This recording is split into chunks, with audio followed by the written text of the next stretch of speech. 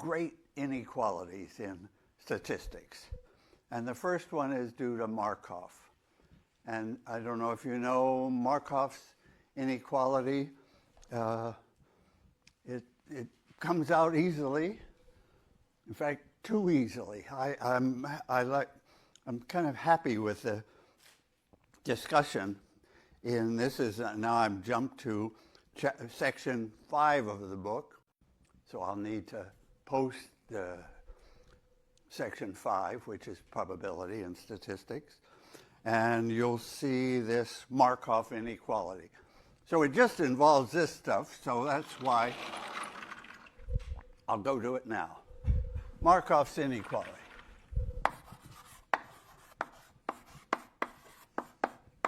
He was a great Russian mathematician, well, probably about 1900, and we will see Markov chains and Markov processes. That's beautiful linear algebra.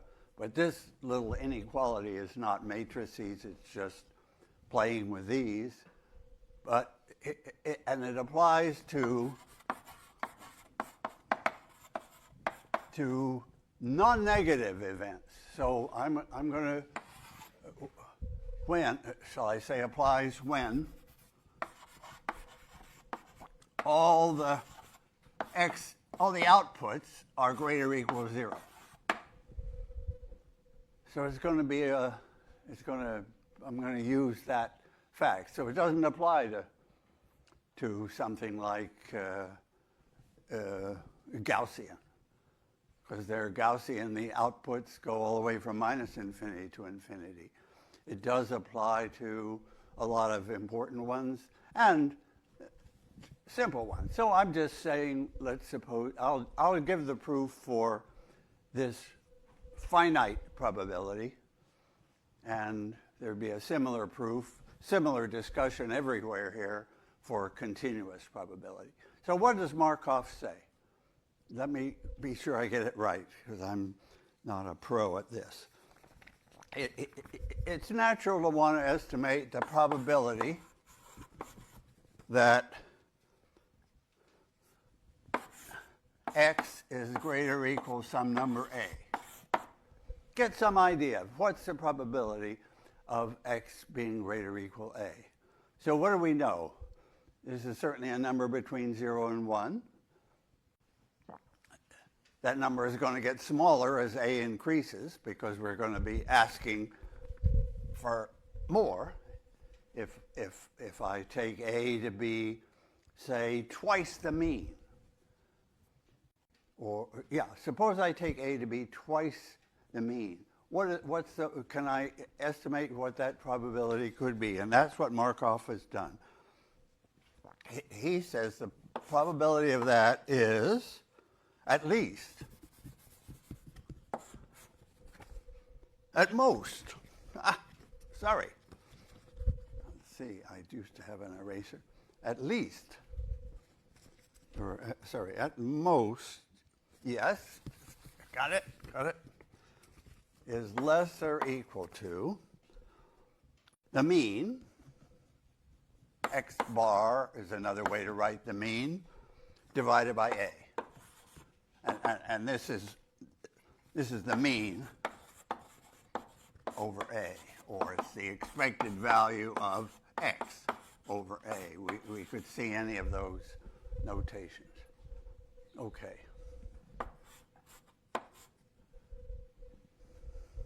And as we expect, as a increases, the probability, this number goes down, the probability goes down of exceeding a. So that's a pretty simple estimate to get this probability just in terms of the number a, which has to come in because it's part of the question, and the mean, x. Okay, so let me take an example as a equals 3. Okay. So I'm going to just, for example, suppose a was 3. I want to show that the probability of x being greater than or equal to 3, okay, so we don't know we don't have many facts to work with, so if we write those down, we should see the reason. Okay. So I know that the mean is e of x. So let's see. Am I going to take, yeah, I'm going to, for example, let's take the mean to be 1. Okay. So I'm going to imagine that the mean is 1, and that I'm asking for what's the chance that x will be bigger than 3, and I'll get an estimate of 1/3. So I'm trying to show that the probability of x greater or equal 3 is less or equal to the mean I'm saying is 1, a is 3, so it's less or equal 1/3. Now, why is that true? That's what I have to show. Okay. I think that if I write down what I know, I'll see it. Okay. All right. So let me just raise that a little so that I have room to write. So what do I know? I know the definition of the mean. So I know that x1 times p1 plus x2 p2 plus x3 p3. Allow me to get carried away here. x5 p5, say, is what? So what I've written down there is the mean, and I'm assuming that to be 1. So this is the fact that I know is 1. And what is it that I want to prove? I want to know the probability of being greater or equal 3. So what's the probability that the result will be greater or equal 3? It's P3. So this is saying that P3 plus P4, these are the probabilities. These are the different ways that I might be greater or equal 3. And I'm claiming that that's less or equal 1/3.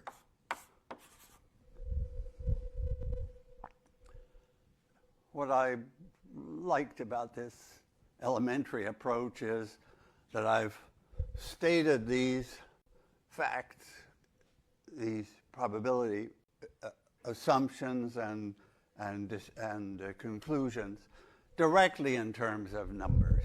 So I just want to show that if this is true, then that's true. Let's see.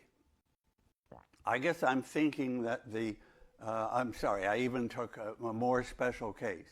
I'm taking the case where x1 is 1, x2 is 2, x3 is 3, x4 is 4, and x5 is 5. So that satisfies my condition that the outputs 1, 2, 3, 4, or 5 are all Markov only applies when they're all greater or equal 0. So I had to so I'm just imagining the special case where the possible outputs are 1, 2, 3, 4, 5. Their probabilities are P1, P2, P3, P4, P5. The mean is 1. And what I want to show is that the probability of being greater than 3 is less or equal 1/3. And can you put together these two? Can you conclude, given this, we want to conclude that? Let me just step back a minute. So what do we know here?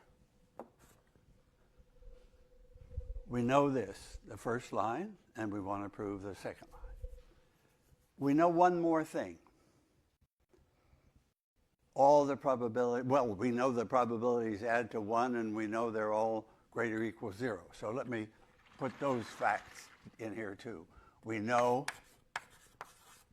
that P1 plus P2 plus P3 plus P4 plus P5 is 1. That we know. And we also know that all the P's are greater than or equal to 0. Okay. Okay. So here we go.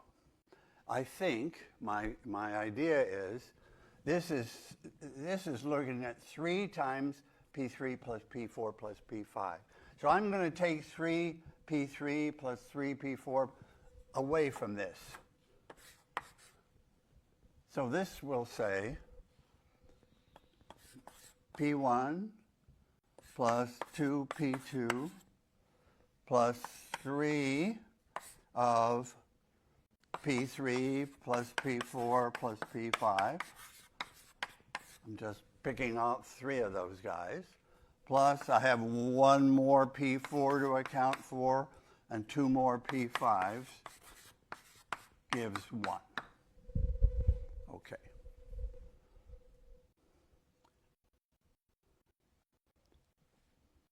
Good? Now, this is what I'm trying to prove. So that is here. I'm trying to prove that this thing is, what am I trying to prove about that number? Can you, sorry, I'm talking a lot, but now I've really come to the point. What is Markov telling me about that number that is less or equal to? Thanks. Okay, I'm trying to prove that this is less or equal 1. That's what Markov tells me. But suppose it was greater than 1. Do you see the problem? Do you see why it can't be greater than 1? Because why?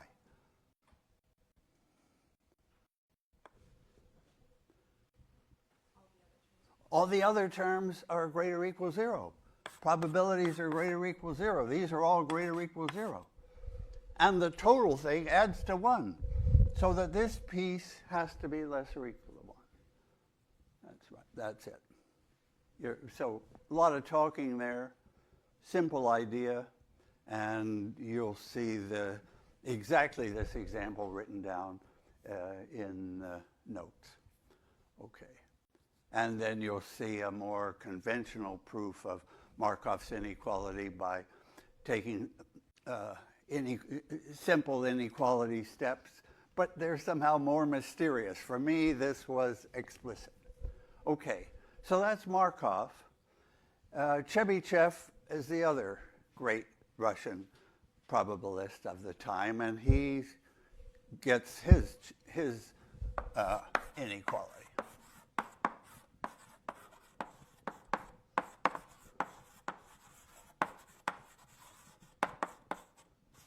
So there are the two. There's Markov's inequality. Let me write it down again what it was. Here was Markov's inequality. And Markov's assumption. Chebyshev doesn't make that assumption. So now, no assumption of that the outputs are greater or equal to 0. Doesn't come in. Okay, now what is Chebyshev trying to estimate? Okay, let's move to Chebyshev, and that's the last guy.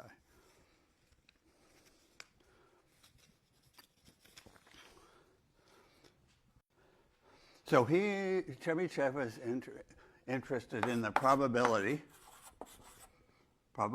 that x minus the mean, m, can I use that for mean,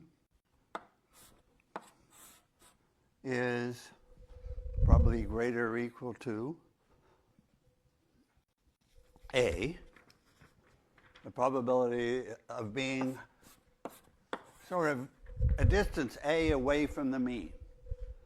So again, as a increases, I'm asking more. I'm asking it to be further away from the mean, and the probability will drop.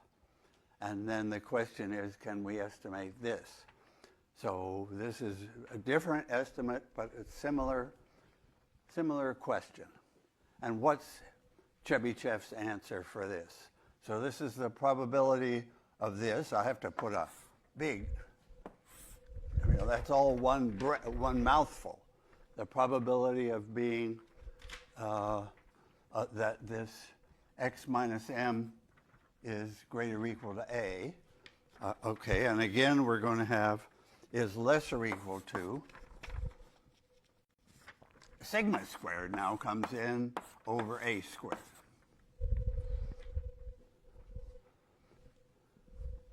So that's Chebyshev. And I just take time today to do these two because they involve analysis. They're basic tools. It's sort of the first thing you think of if you're trying to estimate a probability. Does it fit Markov? And Markov only applies, so I'll put only applies when the x's are all greater or equal to 0. Here, does it fit Chebyshev? And now we're taking absolute values, so we're not concerned about the size of x, and we're taking the distance from m. So we're obviously in the world of variances. We're distances from m. Okay. And the proof of Chebyshev comes directly from Markov. So I'm going to apply Markov. So good thing that Markov came first. To, now let me just say this right, to a new, let me call it y. This will be a new output, and it will be x minus m squared. So that's, if I, of course, with the same probability. So yi is xi minus m, the mean, squared, and the same probabilities, pi. Okay. So I guess if I'm going to apply, I'm just going to take take the y's here instead of the x's here. So, and then apply Markov. So what is x bar?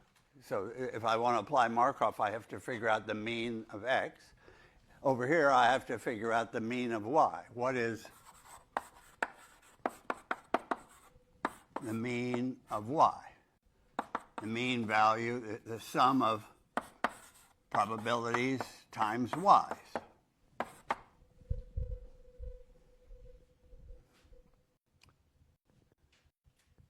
You're supposed to recognize it.